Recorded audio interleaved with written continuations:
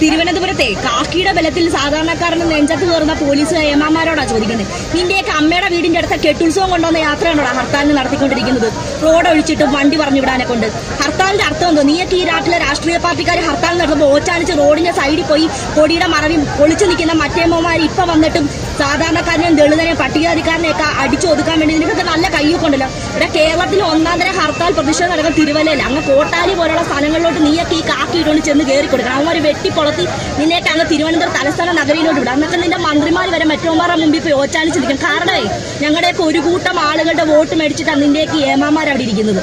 അതിന് നട്ടലുള്ള ഈ സ്റ്റാറിന് ഉറപ്പുള്ളവന്മാർ ഇറങ്ങി വരട്ടെ. നീയൊക്കെ എന്തുറപ്പിരുന്നോട്ടാ കാണിക്കുന്നത്? ശരി, പൊതുജനങ്ങളെ ദ്രോഹിക്കുന്നു.